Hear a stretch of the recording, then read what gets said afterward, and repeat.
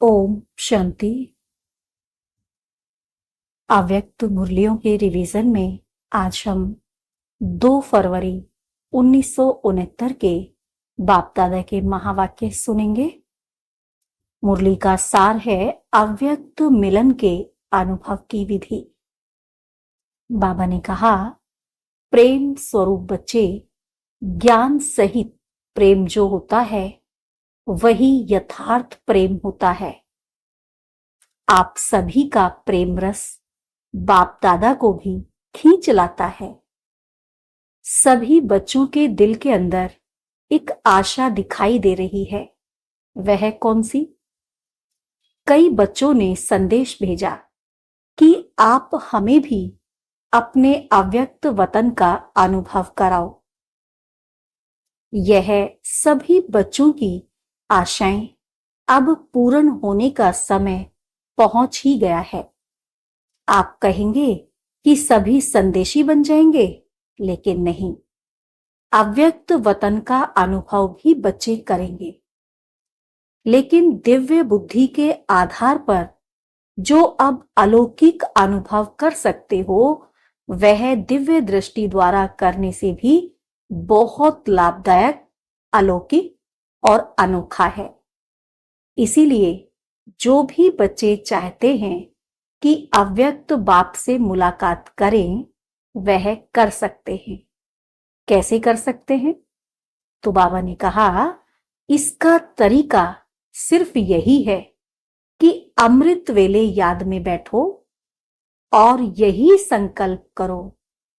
क्या संकल्प रखना है? यही संकल्प रखो कि अब हम अव्यक्त बाप दादा से मुलाकात करें। जैसे साकार में मिलने का समय मालूम होता था तो नींद नहीं आती थी और समय से पहले ही बुद्धि द्वारा इसी अनुभव में रहते थे।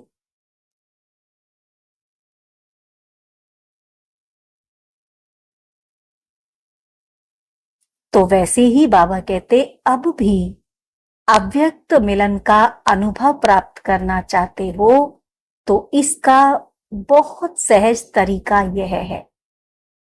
अव्यक्त स्थिति में स्थित होकर रूह रूहान करो तो अनुभव करेंगे कि सचमुच बाप के साथ हम बातचीत कर रहे हैं। और इसी रूह रूहान में जैसे संदेशियों को कई दृश्य दिखाई देते हैं, वैसे ही बहुत गोव्य गोपनीय रहस्य बुद्धि योग से अनुभव करेंगे। लेकिन एक बात यह अनुभव करने के लिए आवश्यक है। वह कौन सी? मालूम है? अमृत वेले भी अव्यक्त स्थिति में वही स्थित हो सकेंगे जो सारा दिन अव्यक्त स्थिति में और अंतर्मुख स्थिति में स्थित होंगे। वही अमृत वेले यह अनुभव कर सकेंगे। इसीलिए अगर स्नेह है और मिलने की आशा है तो यह तरीका बहुत सहज है। अनुभव करने वाले कर सकते हैं और मुलाकात का अनोखा अनुभव प्राप्त कर सकते हैं। वतन में बैठे बैठे कई बच्चों के दिलों की आवाज पहुंचती रहती है। बाबा के पास तक बच्चों के दिलों की आवाज पहुंचती रहती है। आप सोचते होंगे, शिव बाबा बहुत कठोर है, लेकिन जो होता है उसमें रहस्य और कल्याण है। इसीलिए जो आवाज पहुंचती है, बाबा कहते, वह सुनकर के हर्षाता रहता हूं। क्या बाप दादा निर्मोही हैं? आप सभी बच्चे निर्मोही हो? निर्मोही बने हो तो बाप दादा निर्मोही और बच्चों में शुद्ध मोह, तो मिलन कैसे होगा? बाप दादा में शुद्ध मोह है। साकार बाबा का बच्चों में शुद्ध प्यार था, शिव बाबा का नहीं है, बाप दादा का है। तो बच्चों ने कहा, जैसा हमारा है वैसा नहीं है। शुद्ध मोह बच्चों से भी जास्ती है, लेकिन बाप दादा और बच्चों में एक अंतर है। वह शुद्ध मोह में आते हुए भी निर्मोही हैं। बाप दादा शुद्ध मोह में आते भी क्या है? निर्मोही हैं। और बच्चे शुद्ध मोह में आते हैं तो कुछ स्वरूप बन जाते हैं, या तो प्यारे बनते या तो न्यारे बनते। लेकिन बाप दादा न्यारे और प्यारे साथ साथ बनते हैं। यह अंतर जो रहा हुआ है, इसको जब मिटाएंगे तो क्या बनेंगे? अंतर्मुख, अव्यक्त, अलौकिक। अभी कुछ कुछ लौकिकपन भी मिल जाता है, लेकिन जब यह अंतर खत्म कर देंगे तो बिल्कुल अलौकिक और अंतर्मुखी अव्यक्त फरिश्ते नजर आएंगे। इस साकार वतन में रहते हुए भी फरिश्ते बन सकते हो। आप फिर कहेंगे, आप वतन में जाकर फरिश्ता क्यों बने? यहां ही बनते। लेकिन नहीं, जो बच्चों का काम वह बच्चों को साझे, और जो बाप का कार्य है वह बाप ही करते हैं। बच्चों को अब पढ़ाई का शो दिखाना है, टीचर को पढ़ाई का शो नहीं दिखाना है। टीचर को पढ़ाई पढ़ानी होती है, स्टूडेंट को पढ़ाई का शो दिखाना होता है। शोकेस में शक्तियों को, पांडवों को आना है। बाप दादा तो है ही गुप्त। अभी सभी के दिल में यही संकल्प है कि अब जल्दी जल्दी ड्रामा की सीन चलकर खत्म हो। लेकिन जल्दी होगी? हो सकती है, होगी या हो सकती है। भावी जो बनी हुई है वह तो बनी ही रहेगी, लेकिन बनी हुई भावी में यह इतना नजर आता है कि अगर कल्प पहले मुआफिक संकल्प आता है तो संकल्प के साथ साथ अवश्य पहले भी पुरुषार्थ तीव्र किया होगा। तो यह भी संकल्प आता है कि ड्रामा का सीन जल्दी पूरा कर सभी अव्यक्त वतनवासी बन जाए। बनना तो है, लेकिन आप बच्चों में इतनी शक्ति है जो अव्यक्त वतन को भी व्यक्त में खींचकर ला सकते हो। अव्यक्त वतन का नक्शा व्यक्त वतन में बना सकते हो। आशाएं तो हर एक की बहुत हैं, ऐसे ही पहुंचती हैं। जैसे इस साकार दुनिया में बहुत बड़ी ऑफिस होती है टेलीफोन और टेलीग्राफ की, वैसे ही बहुत शुद्ध संकल्पों की तारें वतन में पहुंचती रहती हैं। अभी क्या करना है? कई बच्चों के कुछ लोक संग्रह प्रति प्रश्न भी हैं, वह भी पहुंचते हैं। कई बच्चे मूंझते हैं कि साकार द्वारा तो यह कहा कि सूक्ष्म वतन है ही नहीं, तो बाबा कहां गए? कहां से मिलने आते हैं? कहां यह संदेश भेजते हैं? क्यों भोग लगाते हो? इसका भी राज है। क्यों कहा गया था? इसका मूल कारण यही है कि जैसे आप लोगों ने देखा होगा कि कभी कभी छोटे बच्चे जब कोई चीज के पीछे लग जाते हैं तो वह चीज भल अच्छी भी होती है, लेकिन हद से ज्यादा उस चीज के पीछे पड़ जाते हैं तो बच्चों से क्या किया जाता है? वह चीज उनकी आंखों से छिपाकर यह कहा जाता है कि है ही नहीं। इसीलिए ही कहा जाता है कि इसकी जो एक्स्ट्रा लगन लग गई है वह कुछ ठीक हो जाए।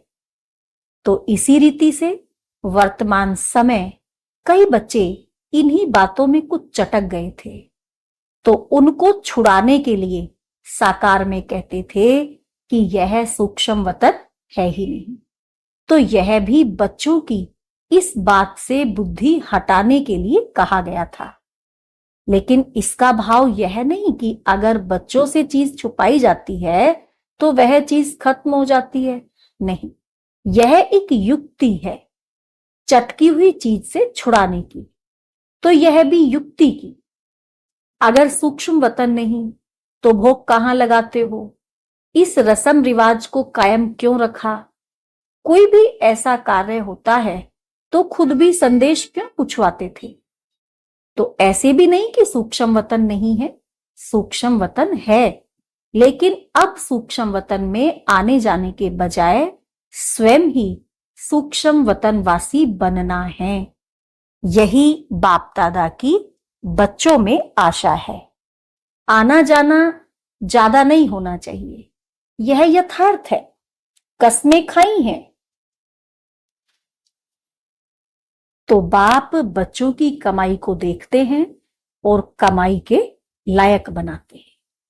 इसीलिए यह सभी रहस्य बोलते रहे।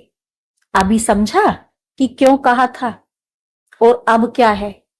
सूक्ष्म वतन के अव्यक्त अनुभव को अनुभव करो, सूक्ष्म स्थिति को अनुभव कर।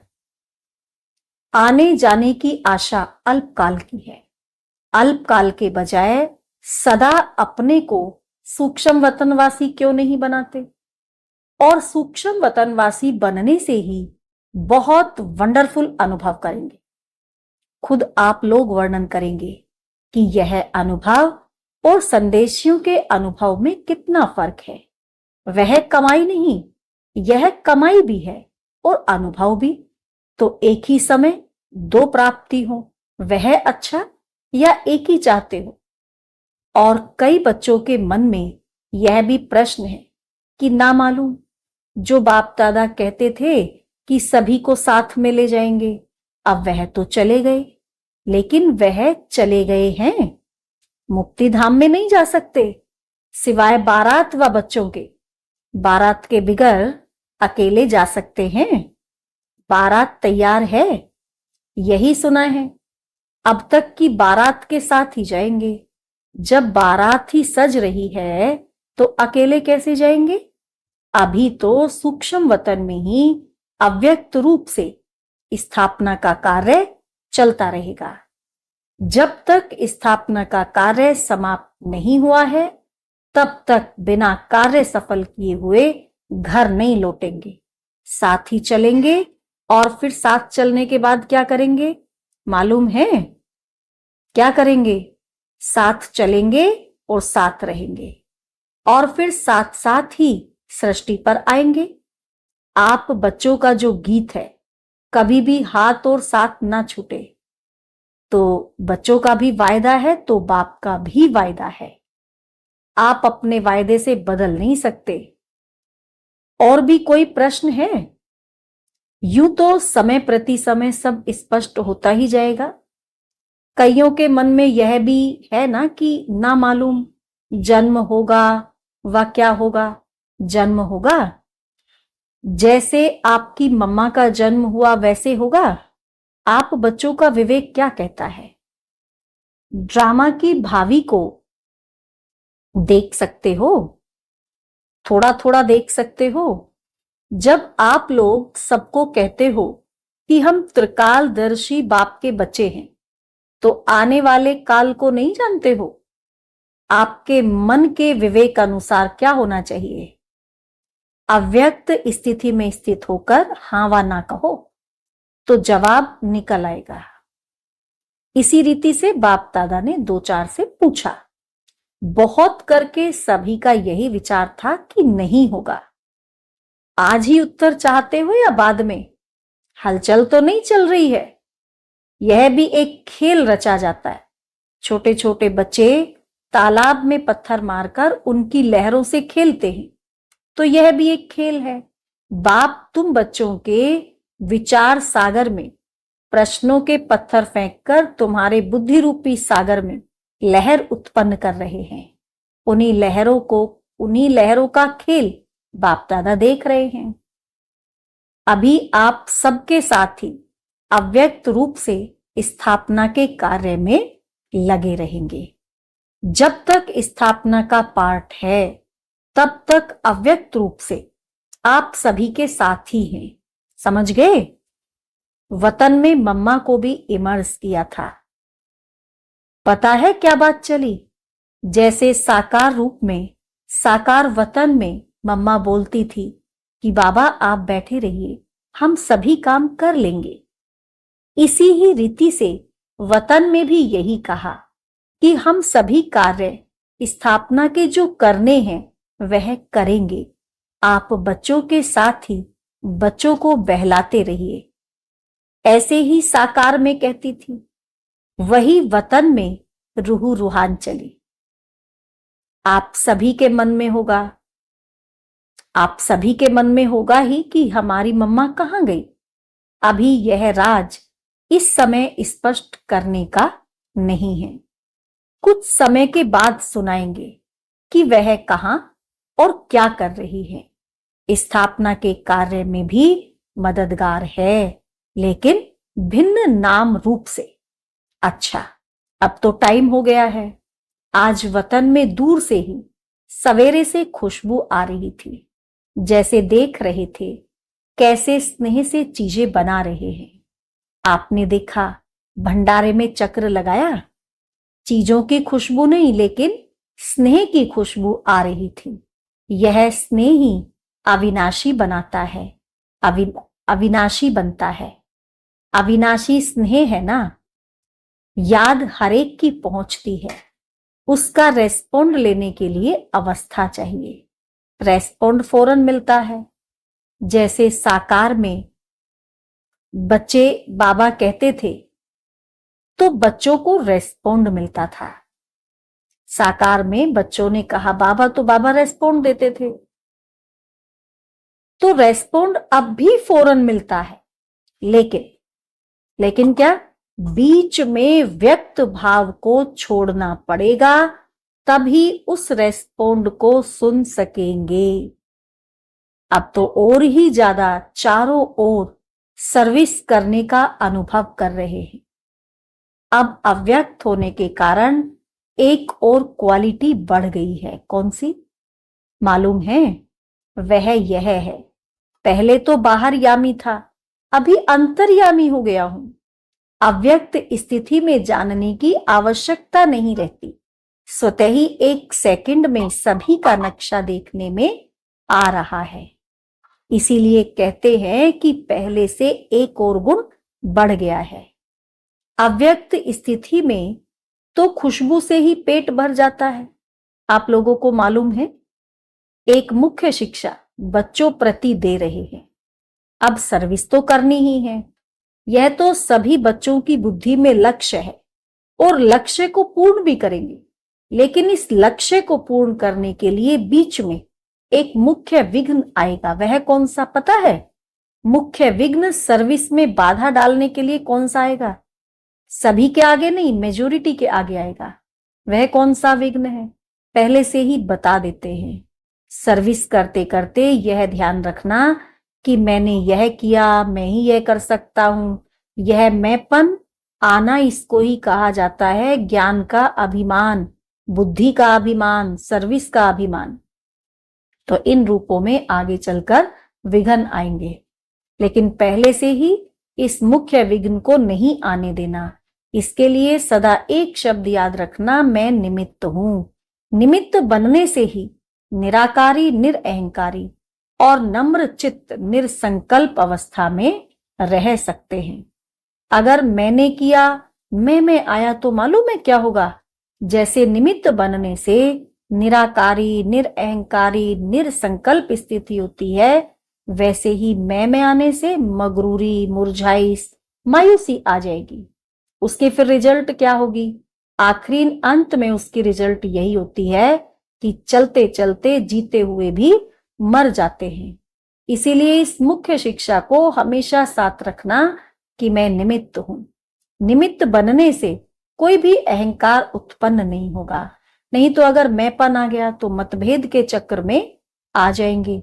इसीलिए इन अनेक व्यर्थ के चक्रों से बचने के लिए स्वदर्शन चक्र को याद रखना, क्योंकि जैसे जैसे महारथी बनेंगे वैसे ही माया भी महारथी रूप में आएगी। साकार रूप में अंत तक कर्म करके दिखाया। क्या कर्म करके दिखाया याद है? क्या शिक्षा दी? यही कि निरअहंकारी और निर्माण चित्त होकर एक दो में प्रेम प्यार से चलना है। एक माताओं का संगठन बनाना, जैसे कुमारियों का ट्रेनिंग क्लास किया है, वैसे ही माताएं जो मददगार बन सकती हैं, उन्हों का मधुबन में संगठन रखना। कुमारियों के साथ माताओं का संगठन हो। संगठन के समय फिर आना होगा। स्नेह को देखते हैं तो ड्रामा याद आ जाता है। ड्रामा जब बीच में आता है तो साइलेंस हो जाते हैं। स्नेह में आए तो क्या हाल हो जाएगा, नदी बन जाएंगे। लेकिन नहीं, ड्रामा, जो कर्म हम करेंगे वह फिर सभी करेंगे, इसीलिए साइलेंस। अगर सभी साथ होते तो जो अंतिम कर्मातीत अवस्था का अनुभव था वह ड्रामा प्रमाण और होता, लेकिन था ही ऐसे, इसीलिए थोड़े ही सामने थे। सामने होते भी जैसे सामने नहीं थे। स्नेह तो वतन में भी है और रहेगा, अविनाशी है ना। लेकिन जो सुनाया कि ड्रामा की स्नेह को ड्रामा साइलेंस में ले आता है, स्नेह को ड्रामा साइलेंस में ले आता है, और यही साइलेंस शक्ति को लाई। फिर वहां साकार में मिलन होगा। अभी अव्यक्त रूप में मिलते हैं, फिर साकार रूप में सतयुग में मिलेंगे। वह सीन तो याद आती है ना। खेलेंगे, पाठशाला में आएंगे, मिलेंगे। आप नूरे रत्न सतयुग की सीनरी वतन में देखते रहते हो। जो बाप देखते हैं वह बच्चे भी देखते रहते हैं और देखते जाएंगे। अब तो ज्वाला रूप होना है। आपका ही ज्वाला रूप का यादगार है। पता है, ज्वाला देवी भी है। वह कौन? यह सभी शक्तियों को ज्वाला रूप देवी बनना है। ऐसी ज्वाला प्रज्वलित करनी है जिस ज्वाला में यह कलयुगी संसार जलकर भस्म हो जाएगा। अच्छा, विदाई के समय सभी सेंटर्स के अव्यक्त स्थिति में स्थित हुए नूरे रत्नों को बाप व दादा का अव्यक्त याद प्यार स्वीकार हो। साथ साथ जो इशारा दिया है उसको जल्दी से जल्दी जीवन में लाने का तीव्र पुरुषार्थ करना है। अच्छा, गुड नाइट। सभी शिव शक्तियों और पांडवों प्रति बाप का नमस्ते। ओम शांति।